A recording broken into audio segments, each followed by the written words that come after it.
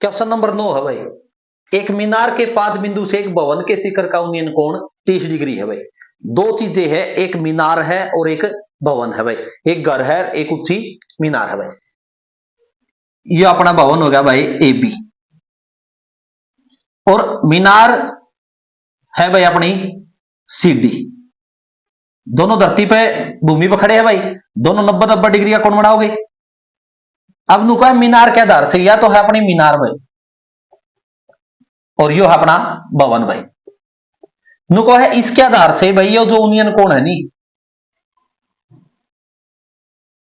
यो कितना डिग्री का है, यो है भाई 30 डिग्री का भाई।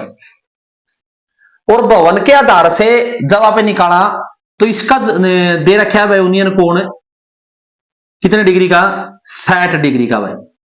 ये फिगर बन गई भाई। यदि मीनार की ऊंचाई 50 मीटर है भाई, 50 मीटर है, तो बताओ भवन की ऊंचाई क्या होगी भाई, या भवन की ऊंचाई ज्ञात करो भाई। देखो भाई, एक यह साइड है, एक यह साइड है, इनमें है दो त्रिभुज बन लग रही है, एक इसके साथ में, एक है इसके साथ में। लेकिन आप एक चीज देखोगे, यो मीनार का बना दिया आपने, यो अपना ए है, यो अपना सी है, यो अपना डी है भाई, और यो कोण हो गया भाई 60 डिग्री का। तो इसमें एक साइड 50 दे रखी है, 50 मीटर होगी। दूसरी एक त्रिभुजिया बन गई भाई भवन के साथ में। यो अपना ए है, यो अपना बी है भाई, और यो अपना सी है। इसमें यो 90 डिग्री का एंगल है, इसमें सी 90 डिग्री का है, और यो जो एंगल है, यो कोण है, यो क्या डिग्री का भाई, 30 का। तो इसमें अपने कौन सी भी साइड कौन दी।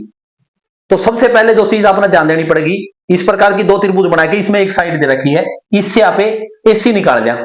और एसी ही क्यों निकाला, क्योंकि देखो भाई एसी इसमें भी है। दो त्रिभुज जो बनने लग रही है, दो त्रिभुज अपना बनने लग रही है, दोनों में एसी क्या है, कॉमन है। कॉमन का मतलब सिर की भुजा है। तो आप लिखेंगे भाई मीनार की ऊंचाई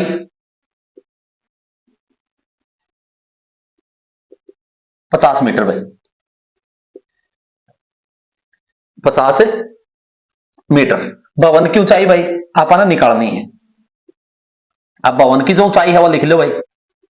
भवन की ऊंचाई है अपनी ए बी, और मीनार की जो है वह है भाई सी डी। तो सबसे पहले अपना लग एक साइड इसमें दे रखी है, तो अपन यह त्रिभुज लेगी भाई, समकोण त्रिभुज ए सी डी में भाई, ए सी डी में in right angle triangle A C D.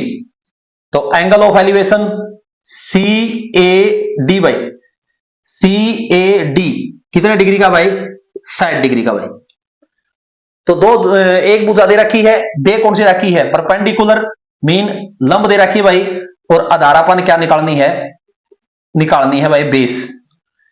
तो सी डी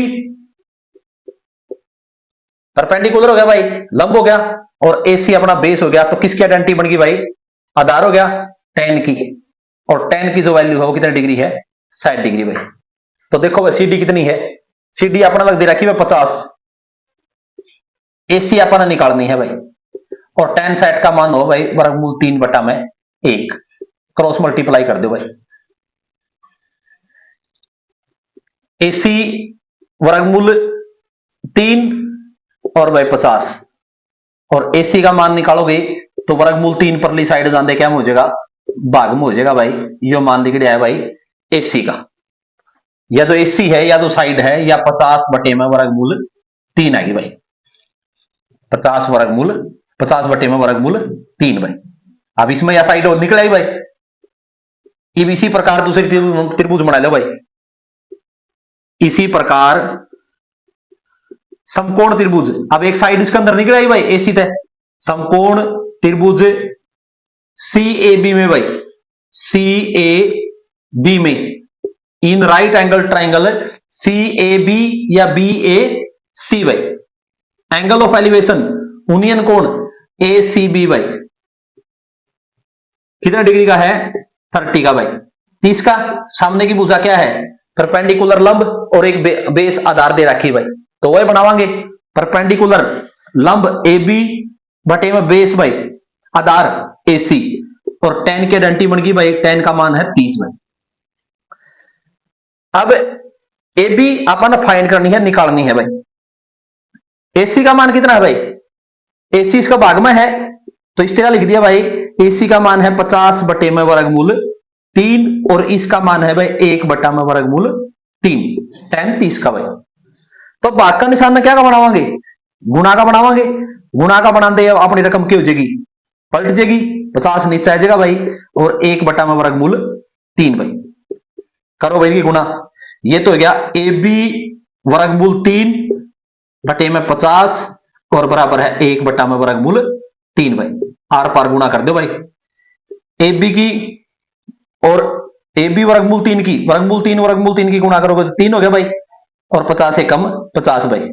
तो ए बी साइड में रह गया 50 बटे में 3 और 50 को 3 से भाग करोगे, चाहे पॉइंट आप निकाल दो भाई, 16 की 48, 50 सही 2 सॉरी 16 सही 2 बटे 3 मीटर भाई। अगर पॉइंट आप निकालोगे तो 16 6 7 मीटर भाई, इतने आ जाएगी भाई। तो जो भवन की ऊंचाई है आते हैं, भवन की ऊंचाई बराबर है 16 सही 2 बटे 3 मीटर और 16.67 मीटर भाई, 16.67 मीटर भाई। तो यह सवाल आपने इस तरीका से निकालना है।